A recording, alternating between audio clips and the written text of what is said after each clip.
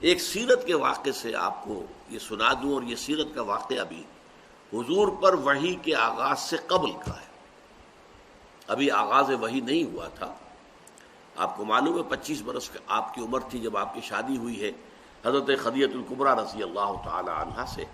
اور 40 برس کی عمر میں وحی شروع ہوئی ہے، تو 15 برس جو ہیں وہ آپ کی ازدواج کی زندگی جو ہے وہ وحی کے آغاز سے قبل کی۔ اس کا واقعہ ہے کہ حضور ایک مرتبہ کہیں باہر سے تشریف لائے اور پھر بڑے غمگین کیفیت میں تھے، اور آپ نے کپڑا ایک اوڑھا اور لیٹ گئے۔ حضرت خدیجہ نے سمجھ لیا کہ کوئی غم اور کوئی رنج کی بات ہے، پوچھا کیا معاملہ ہے؟ فرمایا میں گیا تھا ذرا مکے سے باہر نکل گیا تھا، فلاں وادی میں نے دیکھا ایک قافلہ ٹھہرا ہوا ہے، ایک قبیلہ ہے، ان کے جسموں پر کپڑا نہیں، کھانے کو ان کے پاس کچھ نہیں ہے، نہایت لاغر ہو گئے فاقوں کے ذریعے سے، اور میرے پاس کچھ ہے نہیں کہ میں ان کی مدد کر سکوں۔ یہ کیوں؟ دولت بہت تھی، لیکن دولت تو تھی حضرت خدیجہ کی، حضور صلی اللہ علیہ وسلم کی ذاتی دولت تو نہیں تھی۔ تو اس پر حضرت خدیجہ نے رضی اللہ تعالی، یہ تفسیر کبیر میں یہ واقعہ موجود ہے امام راضی کی، آپ سے کہا اچھا آپ جائیے، فلاں فلاں بڑے بڑے سردار تھے، چودھری تھے قریش کے، انہیں بلا لائیے۔ وہ جب آ گئے تو اتنی دیر میں اتنا بڑا ڈھیر اشرفیوں کا لگا دیا کہ جب آئے ہیں تو حضور بیٹھے ہیں تو چھپ گئے اس ڈھیر کے پیچھے۔ پھر حضرت خدیجہ نے تمام لوگوں کو گواہ بنایا کہ آپ سب لوگ گواہ رہیں، میں نے یہ ساری دولت محمد کے حوالے کر دی صلی اللہ علیہ وسلم، وہ جہاں اور جیسے چاہیں خرچ کریں۔ تو یہ کیفیت جو ہے ادھر حقیقت یہ ہے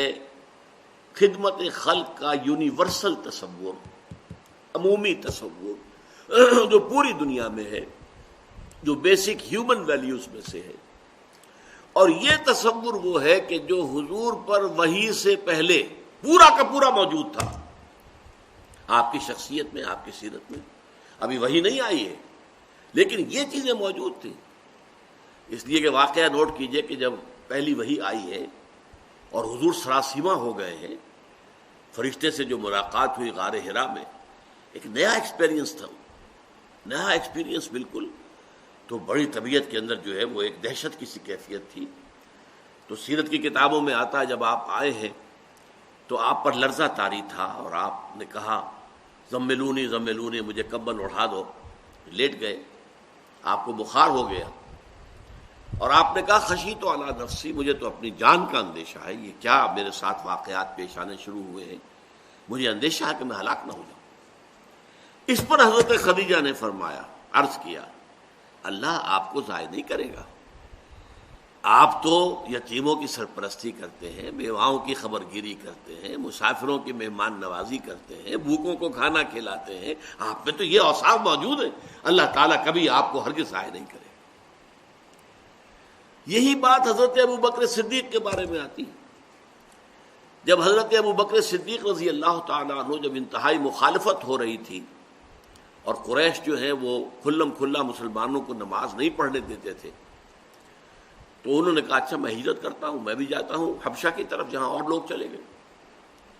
مکے سے نکل پڑے ہیں تو ابن الدغنہ ایک بڑا سردار تھا، پہلوان تھا، طاقتور آدمی تھا، صاحب اثر تھا، وہ راستے میں مل گیا۔ وہ مگر کہاں چلے؟ فرمایا کہ میری قوم مجھے عبادت نہیں کرنے دیتی خدا واحد کی، تو میں اب جا رہا ہوں اپنا گھر چھوڑ کر، ملک چھوڑ کر۔ فرمایا نہیں، تم تو غریبوں کی سرپرستی کرتے ہو، تم بیواؤں کی خبرگیری کرتے ہو، تم بھوکوں کو کھانا کھلاتے ہو، we can't afford to lose you، ہم ہرگز آپ کو نہیں جانے دیں گے، آپ چلیے اور میری امان میں ہے، آپ کو کوئی نہیں روکے گا۔ تو حضرت ابوبکر واپس آ گئے، لیکن ابن الدغنہ نے یہ بات کہہ لی کہ آپ بلند آواز سے قرآن نہ پڑھا کریں، آپ اپنی نماز پڑھیں، آرام سے پڑھیں، لیکن بلند آواز سے نہیں۔ یہ بلند آواز جب آپ کی آواز نکل جاتی ہے اور دوسرے گھروں میں پہنچتی ہے تو اس سے ان لوگوں کا جو رد عمل ہوتا ہے وہ شدید ہوتا ہے۔ تو چند دن تو حضرت ابوبکر نے اس کی پابندی کی، پھر آپ نے کہا تم اپنی امان اپنے پاس رکھو، میں یہ کام نہیں کر سکتا، اور آپ نے بلند آواز سے قرآن مجید پڑھنا شروع کر دیا۔ تو میں صرف اس وقت جو میں نے عرض کیا ہے وہ یہ ہے کہ خدمت خلق کا ایک یہ تصور ہے جو ہر شریف انسان میں، ہر سلیم الفطرت انسان میں، قطع نظر اس سے کہ اس کا مذہب کیا ہے، اس کی قومیت کیا ہے، وہ کس ملک کا رہنے والا، یہ کامن ہے، یہ یونیورسل ہے۔ البتہ اب دوسری ڈائمنشن ہے خدمت خلق کی، وہ ہے خاص طور پر اسلام سے متعلق، اس لیے کہ اس کا تعلق ایمان سے ہے۔ ایمان ہمیں کیا بتاتا ہے کہ یہ دنیا کی زندگی عارضی ہے، اصل زندگی آخرت کی ہے۔ وَإِنَّ دَارَ الْآخِرَةَ لَهِيَ الْحَيَوَانُ، اصل جو ہے آخرت کا گھر جو ہے وہ اصل گھر ہے، اصل زندگی ہے۔ اب سوال یہ پیدا ہوتا ہے کہ اس دنیا کی زندگی میں کسی شخص کو بھوک لگی ہوئی تھی، اس کے پیٹ میں بھوک کی آگ لگی ہوئی تھی، آپ نے بجھا دی، کھانا کو دے دیا، کھا لیا، اس نے بھوک بجھ گئی۔ لیکن وہ شخص چل رہا ہے اس راستے پر کہ جو اگلی زندگی میں آخرت میں جہنم کا ایندھن بنے گا، اس کے لیے آپ نے کچھ نہیں سوچا، تو آپ بڑے شقی ہیں، بڑے اگر یقین ہے آپ کا، اصل میں معاملہ بہت بڑا اگر کا ہے، اٹس اے بگ اف۔ اگر واقعی آپ کو یہ یقین ہے کہ اصل زندگی آخرت کی زندگی ہے، تو پھر تو خدمت خلق یہ ہے کہ لوگوں کی آخرت سنوارنے کی کوشش کرو، انہیں سیدھے راستے کی طرف بلاؤ، انہیں اپنے خالق اور مالک اللہ تعالیٰ کے ساتھ متعارف کراؤ، گیٹ them introduced to اللہ، تعارف حاصل ہو جائے، معرفت حاصل ہو جائے اللہ تعالیٰ کی۔ تعارف یہی ہے نا، معرفت حاصل ہو جانا ایک دوسرے کی، اور پھر یہ کہ وہ اللہ تعالیٰ سے لو لگائیں، اللہ سے محبت کریں، اللہ ہی کو اپنا مقصود و مطلوب اور معبود اور محبوب حق حقیقی بنائیں تاکہ ان کی آخرت درست ہو۔ اگر یہ ہم نہیں کر رہے، اور ظاہر بات ہے کہ بھوکے کو کھانا کھلا دیا تو نیکی کا کام تو ہے، لیکن وہ چل رہا ہے اس راستے پر کہ جو اسے جہنم میں لے کر جا رہا ہے، اس راستے سے بچا کر اور جنت کے راستے پر لوگوں کو ڈالنا، جہاں ابدی راحت ہوگی، جہاں ہمیشہ ہمیشہ کے لیے روح و ریحان و جنت نعیم، اس راستے پر لے آنا، یہ سب سے بڑی خدمت خلق ہے۔ یہی وجہ ہے کہ وحی کے آغاز سے پہلے اور وحی کے آغاز کے بعد یہ آپ کو کنٹراسٹ نظر آئے گا سیرت محمدی میں صلی اللہ علیہ وسلم۔ وحی کے آغاز سے پہلے وہ نیکی کا، خدمت خلق کا تصور، بھوکوں کو کھانا کھلانا، مسافروں کی خدمت کرنا، بیواؤں یتیموں کی سرپرستی کرنا، یہ بدرجہ تمام و کمال سیرت محمدی میں موجود ہے۔ لیکن جیسے ہی وحی شروع ہو گئی اور یہ حقیقت منکشف ہو گئی کہ اصل زندگی تو وہ ہے، یہ تو عارضی ہے، 20 سال 30 سال 40 سال 50 سال ختم ہو جانی ہے، آج نہیں تو کل، کل نہیں تو پرسوں۔ کوئی شخص اگر جھگی میں رہ رہا ہے اس کو بھی موت آنی ہے، اور کوئی شخص محل میں رہ رہا ہے اس کو بھی موت آنی ہے۔ اور بالآخر ڈیتھ دی لیولر ایک نظم ہم نے پڑھی تھی، ایف اے کے کورس میں ہوتی تھی، کہ موت تو آ کے سب کو برابر کر دیتی ہے، بڑے بڑے